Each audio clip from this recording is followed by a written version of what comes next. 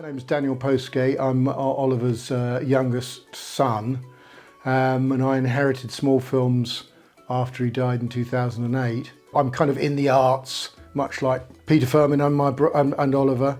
In 2015, I brought back the Clangers. I won this chap here, which I'm very proud about.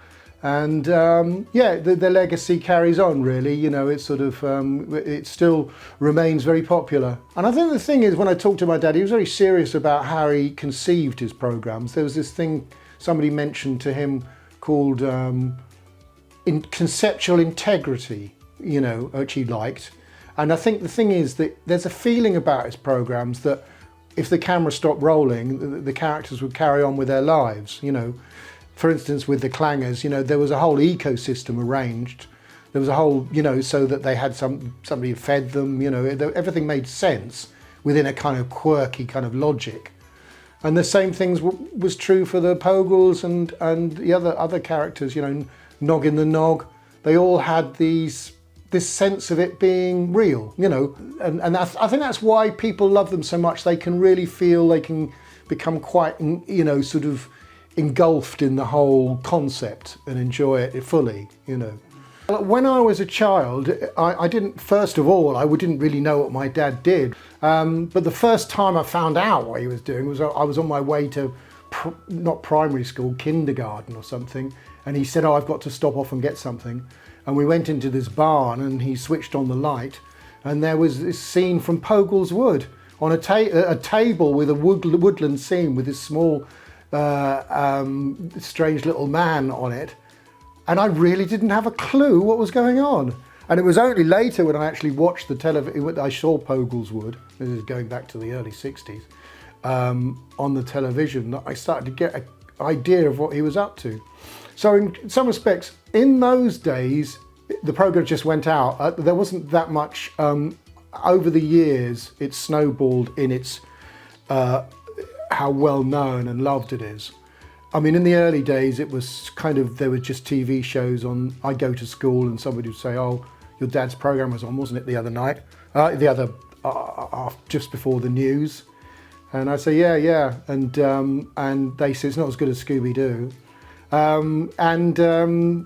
It was sort of like, it was no big deal. It wasn't really any sort of, you know, it wasn't sort of, I didn't feel that there was anything very different about it. I think it's probably later years, really, as the children who grew up on those programmes have become so sort of vocal and sort of talked about how much they love them, that it's become much more of a sort of unusual thing. Then looking after it now, I mean, I realise there's a strange mixture between it being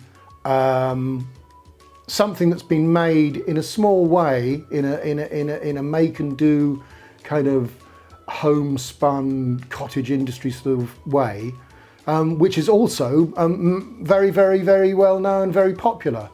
It's kind of an unusual mixture. You don't really get this these days. You know, if you try to make a children's TV program these days, it's a far more sort of serious and involved and hugely expensive enterprise. How my dad went about it was, he'd go to the BBC and they say, oh, okay, we'll give you £100 and off you go to sort of make the first episode. He made a series of the Pogles with a Pogle witch in it, who was about this evil witch who kept on giving the Pogles trouble. And it was so scary that they only showed it once. And to this day, I get people in their 60s and 70s contacting me about how traumatised they were and still are about the Pogle witch. And after that, the BBC sort of said, I think we better have a look at what you're up to next before we let you go and make it. He came up with this story about a Welsh railway engine. What does the Welsh railway engine want to do? You know, and then suddenly it came to him, he wants to sing in the local choir. You know, but he can't sing, he hasn't got the right, you know, pipes for it. So that's how it all, you know, it's a lovely little story. And so that's how it all sort of began. And I think that would be his greatest love of the different series. He also liked Ivor the Engine because he had wheels, and that was much more easy to animate. So, you know, as he had never animated before in his life, he thought, let's do something easy with wheels rather than not people running around with legs, because in those days they didn't have blue tack. You know, he'd do it as wood, cardboard cutouts, and he'd have to sellotape them down, and then move them and sellotape them down. When blue tack came along, hallelujah! You know, his whole life changed. You know, for the better. Yeah, well, my reaction when I first heard about the coins was that I was a little bit surprised, because I didn't realise my father was going to be 100 years old, which, blimey. And I was thinking, well, that's a nice birthday present for him, I must say. I mean, I was 60 years old a while ago, and I just got an electronic toothbrush. So this is lovely, and the coins are so attractive and sort of well done and sort of perfectly done, really.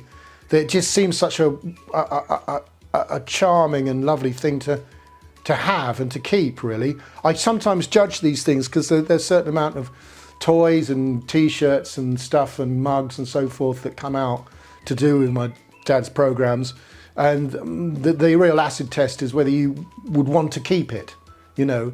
And quite a lot of the time these things I get, you know, I don't really want, but this is, you know, something to be cherished. It's an absolute delight. And I'm sure if he was here, he'd be deeply, deeply flattered and honoured to have had this done for him. Oh, absolutely, yes, I'd like to own a set as well, you know, yeah. And they'd go up next to my, next to Baffy here, I think, you know. And yeah, I think that would be a lovely thing to have. Well, with that in mind, we'd like to gift you that set of 5 so you can have it next to your BAFTA in your collection. Oh, wonderful. Okay, wonderful. Thank you very much indeed. Oh, great. There we are, Baffy. You're no longer alone. There we are. Thank you very much.